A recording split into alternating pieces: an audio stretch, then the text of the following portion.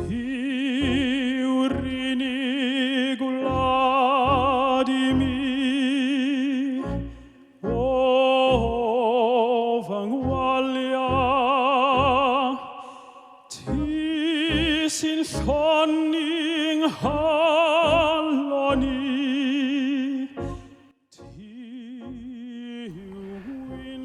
Mae Cymru yn enwog am gymeriadau fel Catherine Jenkins a Catherine Zeta-Jones.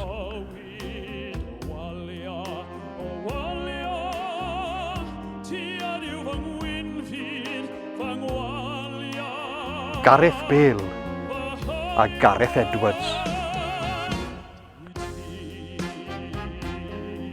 William Salisbury a William Williams.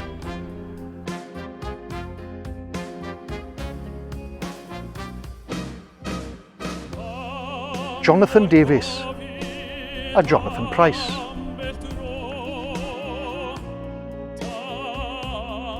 Ryan Jones a Ryan Davies.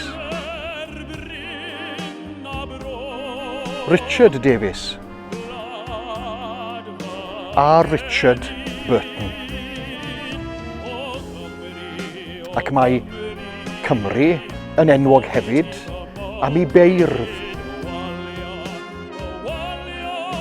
a'i bugeiliad.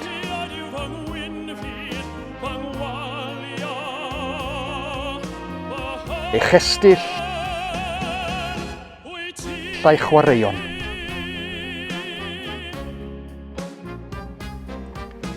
Mae Cymru hefyd yn enwog am ei ffistyll a'i phregethwyr, ei chreigiau a'i chantorion. Ac yng ngeiriau'r parchedig W. Rhys Nicholas, disg I mi garu Cymru ei thir a'i brwydd mwyn. Ro help i'n fod yn ffyddlon bob amser I mwyn.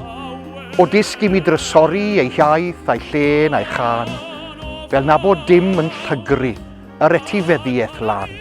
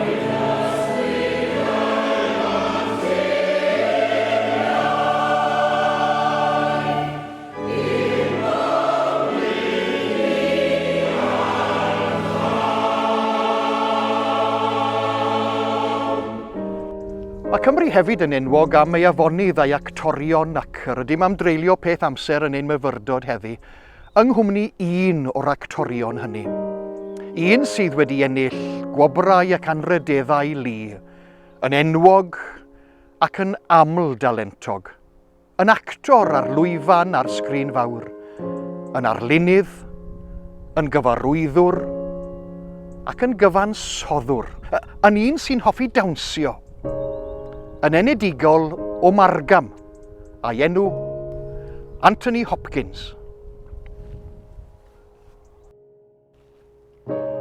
Ganed Philip Anthony Hopkins yn Margam ar y diwrnod olaf o 1937, yn fab i Annie Muriel a Richard Arthur Hopkins, pobydd oedd ei dad.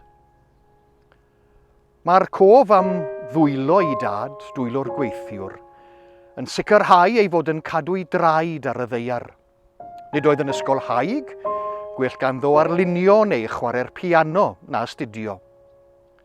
Yn dilyn ei ddyddiau ysgol ym Mhontypŵl ar Bontfaen, roedd yn hollol gredu ei fod yn dwp. Bu Richard Burton yn ysbrydoliaeth iddo, nid yn gyfeillion fel mae rhai yn maintumio. Ath i goleg cerdd a drama Caerdydd. Cyflawnodd ei National Service cyn symud i Lundain a'r Royal Academy of Dramatic Art. Ymddangosodd ar lwyfan am y tro cyntaf yn y Grand yn Abertawe, y flwyddyn oedd 1960. 5 mlynedd yn ddiweddarach, gwelodd Laurence Olivier y gŵr a'i wahodd i ymuno ag ef yn y Royal National Theatre. Bu Anthony Hopkins yn llanw mewn dros Laurence Olivier. Ym 1968, daeth cyfle iddo ymddangos mewn ffilm, The Lion in Winter, yn chwarae rhan Richard the Lionheart.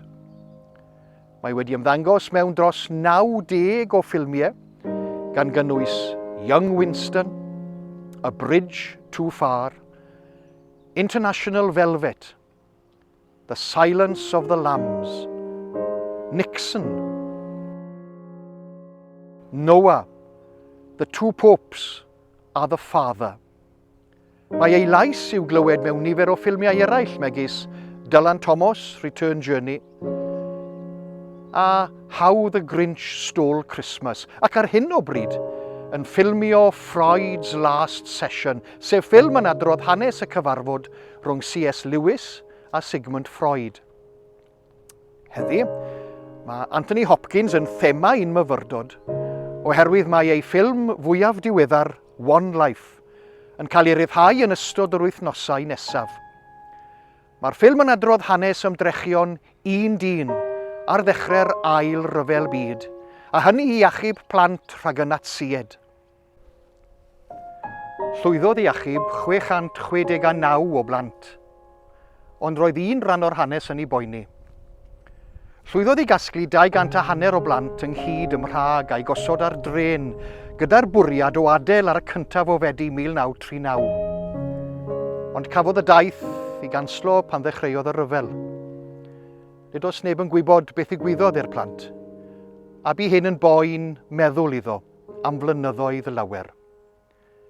Aeth ei ymdrechion a'i hanes yn ddisylw, am yn agos i hanner canrif. Ym 1988, daeth ei wraig o hyd i lyfr lloffion yn yr atig. Ac ar y tudalennau roedd enwau'r plant, enwau eu rhieni, enwau'r teuluoedd derbyn. Rhoddodd hi y llyfr i Elizabeth Maxwell, gwraig Robert Maxwell.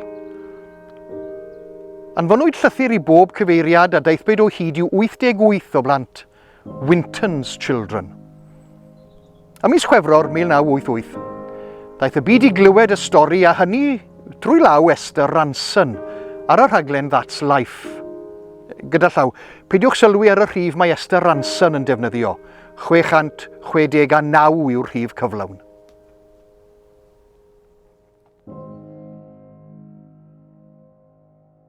These children were brought over to England in 1939, that's 49 years ago, from Prague in Czechoslovakia. They were all in the gravest danger because they were Jewish, some of them orphans, their parents might have been arrested, or maybe the parents were just intellectuals or communists, the kind of people that Hitler really hated. If they hadn't been rescued and brought over to England, these children would have been killed by the Nazis. But in fact, they were saved by an English stockbroker called Nicholas Winton. In all, Nicholas Winton and the committees who helped him managed to save 664 children. This is his scrapbook. There are all kinds of fascinating pictures in it. If you look at the very back of this scrapbook, fascinating things in it, all the letters. But back here, you will see, is the list of all the children and the foster families who took them in. Mr. Winton told us, My greatest disappointment came in September that year, when 250 children were ready to come over. On the very day they were due to leave, war broke out. I can't imagine what became of those children. and in fact there's a letter here in the scrapbook explaining that all the work regarding the bringing over of children into this country has had to be postponed until further notice, and that of course is because war broke out. I'll show you one of the things that struck us very touching. Here, if you just have a look here, you can see little composites of the pictures of the children as they were then. I don't know if you can see that. And here, if you look, there's their names, and this one here, it says placed. You see, there the children are. We asked Mr. Winton how he feels knowing so many people owe their lives to him. He said, I'm only disappointed I couldn't have saved more. So many lives could have been saved if people at the time had realised the urgency. It's heartbreaking. but still his achievement is wonderful. Now, Mr. Winton himself has traced one of those children, Rudolf Vesely, who is with us here tonight. There he is. Good evening, Mr. Vesely. Evening. Lovely to have you here. Thank you. And we've actually managed to find 3 more. This is Vera Diamant when she was 10. Now she's Vera Gissing. Until we told her this week, she had no idea that Nicholas Winton had in fact arranged her rescue. But we did find her name, Vera Diamant, as she was then, on his list. So we told her about him. She said, I tried very hard to find out who had rescued us. I even tried the Archbishop of Canterbury to see if he knew, but I drew a blank. I would very much like to meet Nicholas Winton, to thank him for saving my life. If it hadn't been for this man, I wouldn't be here to tell the tale. Vera Gissing is with us here tonight. Hello, Vera. And I should tell you that you are actually sitting next to Nicholas Winton.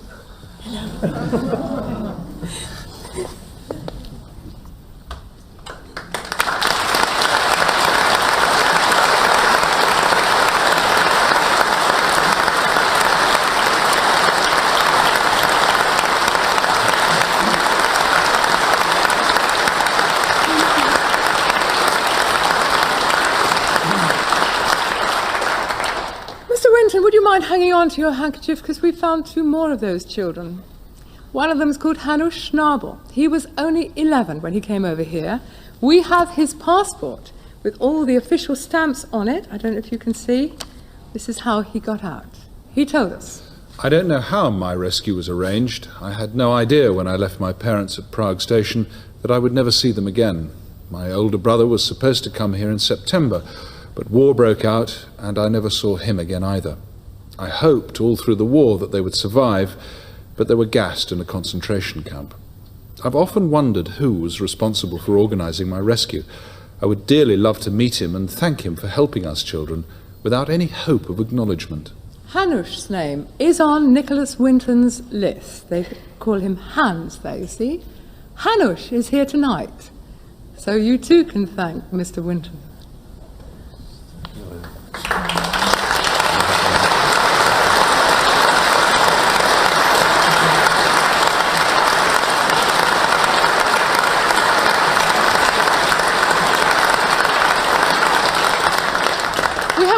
Story for you. Milena Fleischmann. She had to escape when she was 9 with her little sister because her father had helped the author Thomas Mann to escape, so he was on the Nazis' wanted list. She told us, If it was Nicholas Winton who helped me to escape, my sister and my cousin with me, then I would be honoured to meet him, to thank him. If it were not for him, I would have gone the same way as my cousins, who both ended up in concentration camps. Once again, Milliner is on Nicholas's list. You see her there. But she is now Lady Milliner Grenfell Baines. And there she is. Milliner, I believe you still have the name tag you wore around your neck when you arrived as a little girl at Liverpool. I wore this around my neck. And this is the actual pass that we were given to come to England. And I'm another of the children that you saved.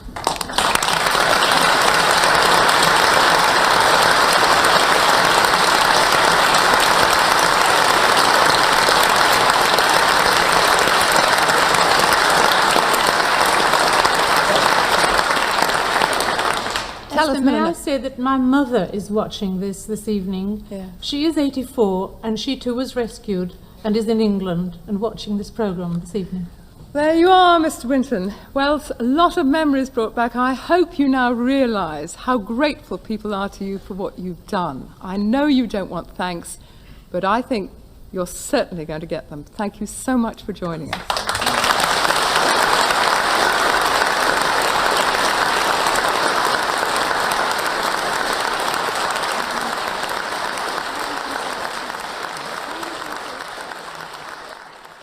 Yn dilyn y rhaglen, daeth mwy a mwy o blant ymlaen I ddweud I bod hwythau yn blant Winton.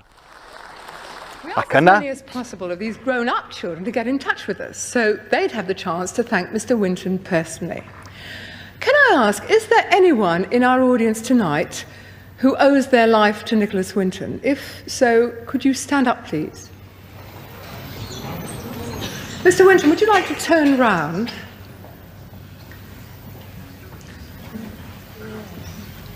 You'll have the chance to meet these people properly after the programme. In the meantime, Mr. Winton, on behalf of all of them, thank you very much indeed.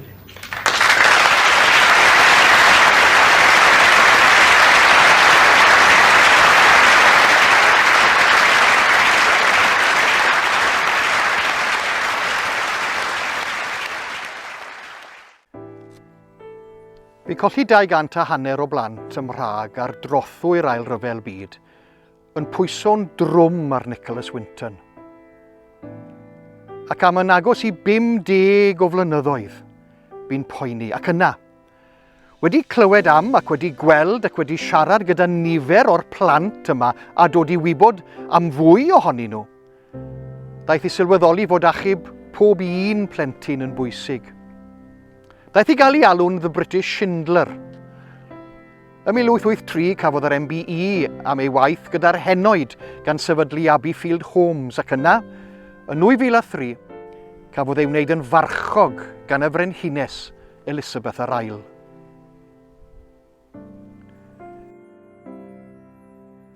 Mae cerflun ohono'n sefyll ar blatfform 1 yng ngorsaf reilffordd Prag. Mae cofebion eraill i'r plant yng ngorsaf reilffordd Liverpool Street yn Llundain, ac un arall I Sir Nicholas Winton yng ngorsaf reilffordd Maidenhead. Sir Nicholas Winton, y stockbroker, a ddaeth yn sant. Y peth mawr am stori Nicholas Winton yw ei fod wedi mynd ar ei wylio I sgïo ym Mhrag, ond wedi sylwi ar yr hyn oedd yn digwydd, a'r hyn oedd yn debygol o ddigwydd I blant I ddewig. Ac wedi gweld, a thati I wneud rhywbeth.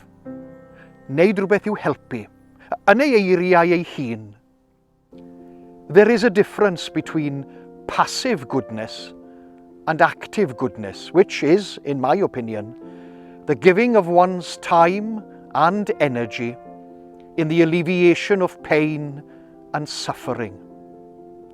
It entails going out, finding and helping those in suffering and danger, and not merely in leading an exemplary life, in a purely passive way of doing no wrong.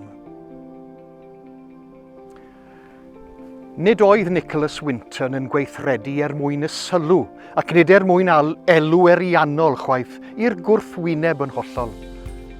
Bu Nicholas Winton yn gweithredu am fod angen I rywun gwneud rhywbeth i helpu. Cysylltodd gyda'r llywodraethau, cymerodd fantais o'r ffaith ei fod yn stockbroker, gan gasglu arian i dalu am y trenau a'r 50 pint roedd y llywodraeth yma yn mynnu. I ddifynnu'r dyn ei hun.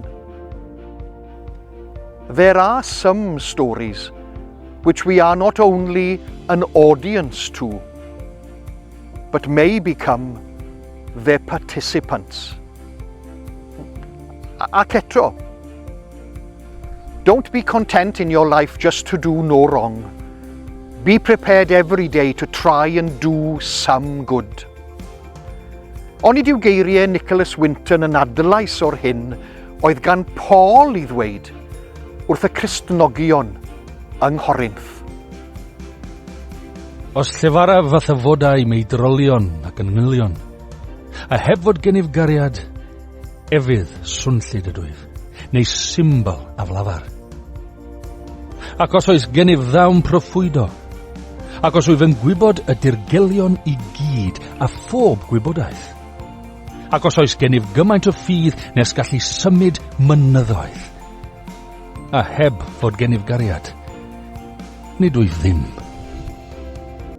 Ac os rhof fy holl feddiannau i borthi eraill, ac os rhof fy nghorff yn aberth, a hynny mwyn ymffrostio, a heb fod gennyf gariad, ni wna hyn ddim lles i mi.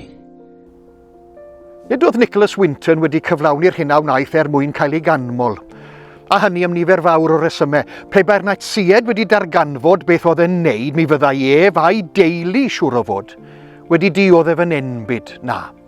Nid clod oedd yn ei yrru, ac nid yr awydd am elw ariannol chwaith. Cofiwn eiriau Iesu yn ei bregaeth ar y mynydd. Cymerwch ofal i beidio a chyflawni eich dyletswyddau crefyddol o flaen eraill, mwyn cael eich gweld ganddynt. Os gwnewch, nid oes gwobr i chwi gan eich tad, yr hwn sydd yn y nefoedd. Felly, pan fyddi'n rhoi elusen, paid â chanu utgorn o'r flaen fel y mae'r rhagrithwyr yn gwneud yn y synagogau ac yn yr heolydd, mwyn cael ei canmol gan eraill. Yn wir, rwy'n dweud wrthych, y mae ei gwobr ganddynt eisoes. Ond pan fyddi di'n rhoi elusen, paid â gadael i'r law chwith wybod beth y mae dy law ddew neu wneud. Felly bydd dy elusen di yn y dirgel, a bydd dy dad sydd yn gweld yn y dirgel yn dy wobrwyo. Mae'r bregaeth ar y mynydd yn dechrau gyda'r gwynfydau, ac yna'n cynnig ei ddisgediaeth ar y gyfraith, dicter, godineb, ysgariad, lwon, dial a charigelynion. Yn y 6ed bennod, mae'n troi ei sylw at elusennau a gweddi. Mae'r salmydd yn y bedwaredd salm ar 15 yn canu fel hyn. Y mae'r un sy'n trigarhau wrth y tlawd yn rhoi benthyg i'r arglwydd, ac fe dal ef yn ôl iddo am ei weithred. Y mae'r arglwydd yn hael, ac felly mae'n ofynnol i ni fod yn hael. Ond mae'n rhaid i ni fod yn wyliadwrus hefyd. Yn yr heddiw, mae'r cyfryngau cymdeithasol yn offerynnau arbennig i ddosbarthu a rhannu newyddion ac arfer dda, ac mae nifer o unigolion ac eglwysi yn llwyddo i gyrraedd mwy a mwy o bobl. Y gofid yw, serch hynny, i ni droi'r golau ar y gweithredwr ac nid y weithred. Yn y 3edd bennod ar 20 o Efengyl Matthew, mae Iesu'n cyhuddo'r Pharisëed o fod yn rhagrithwyr, gan ddweud fel hyn. Cyflawnant ei holl weithredoedd, mwyn cael ei gweld gan eraill. Mae ei eiriau yn y bregaeth ar y mynydd yn rybyddio'r disgyblion ac yn ein rhybyddio ni rhag syrthio i'r un bai. Mae'r gair rhagrithiwr yn ddiddorol iawn. Y gair groeg yw Hippocrates, ac ystyr y gair yw perfformio ar lwyfan, actio. Gofalwch, medda Iesu, eich bod yn cyflwyno'ch elusen, eich cariad gweithredol, mewn ffordd sy'n dwy'n clod a gogoniant i'r arglwydd. Ac roedd newydd gyfeirio at hynny yn ei bregaeth wrth sôn am oleini'r byd. Chwi yw goleini'r byd. Ni ellir cuddio dinas a osodi'r ar fryn, ac nid oes neb yn goleuo canwyll ac yn ei rhoi dan lester, ond yn hytrach ar gan hwychbren, a bydd yn rhoi golau i bawb sydd yn y tŷ. Felly boed i'ch goleini chwithau lewyrchu ger bron eraill, mwyn iddynt weld eich gweithredoedd da chwi, a gogoneddu eich tad yr hwn sydd yn y nefoedd. Y weithred sy'n bwysig ar bobl sy'n derbyn ac yn elwa o'r weithred, ac nid y sawl sy'n cyflwyno'r weithred. Actorion yw'r bobl hynny sy'n gwneud yn siŵr fod y byd i gyd yn gwybod pwy yw'r gweithredwr. Ac mae'r byd yn llawn o actorion. Gadewch i ni ddilyn cyngor a chyfarwyddyd yr arglwydd Iesu. Paid a gadael eith law chwith, wybod beth y mae dy law dde yn ei wneud. Diolch am bobl fel WINTON, yn gweld ac yn gweithredu, yn gwrando'r cwyn, nas cliw y byd.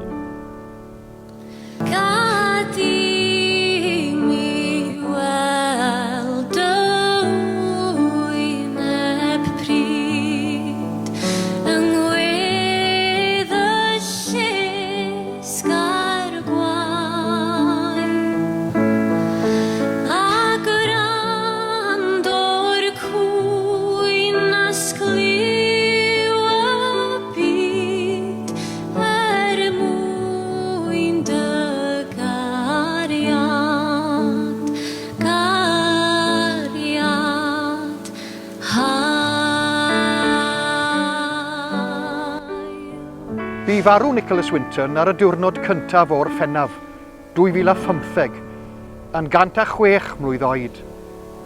Dywedodd am ei fywyd, I think I have made a difference to a lot of people. Wyt, Nicholas, rwy ti wedi gwneud gwahaniaeth i 669 o bobl a'i teuluoedd. Beth am i ni fynd i weld y ffilm gyda'n gilydd i ddeall yn well beth mae cariad at frawd yn edrych fel. Ychwanegodd Sir WINTON y geiriau hyn. I don't think we've learnt anything. The world today is in a more dangerous situation than it has ever been. Ar ddiwedd dameg y Samariad Tregarog, mae Iesu yn gofyn cwestiwn. Prin o'r tri hyn dybu di, fi'n gymydog i'r dyn a syrthiodd i blith lladron. Meddai ef, yr un a gymerodd drigaredd arno. Ac meddai Iesu wrtho, dos, a gwna dithau yr un modd. Dywedodd WINTON, I work on the motto that if something's not impossible, there must be a way to do it.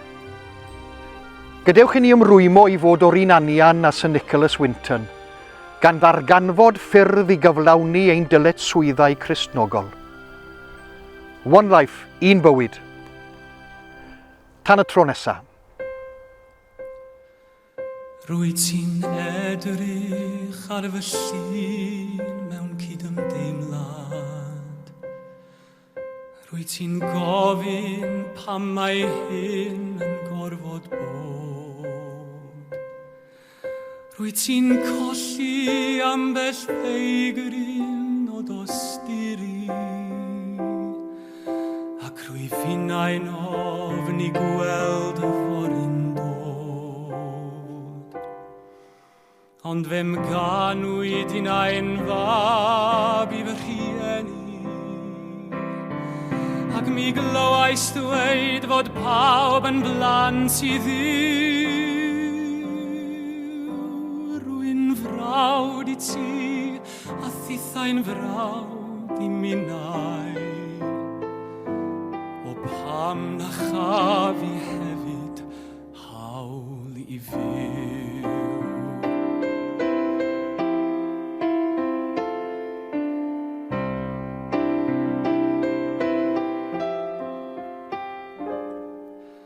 Do fe fi mi'n chwarae unwaith gyda'm ffrindiau, ond fe gwelai swy yn mynd o un i un.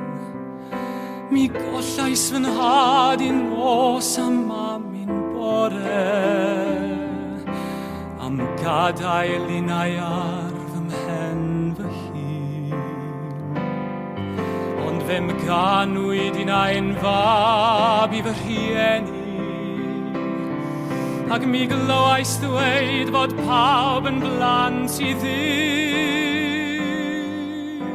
Rwy'n frawd i ti, a thithau'n frawd i minnau, o pam na chaf i hefyd hawl i fyw.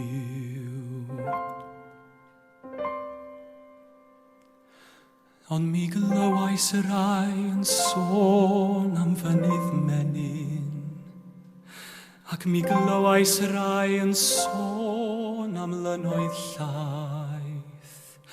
Ond mi wna fyddech chi sy'n Gristionogion, yn caniatáu gwastraffu bwyd a maeth. Ond fem ganwyd unau'n fab i fy rhieni, ac mi glywais ddweud fod pawb yn blant i ddiw.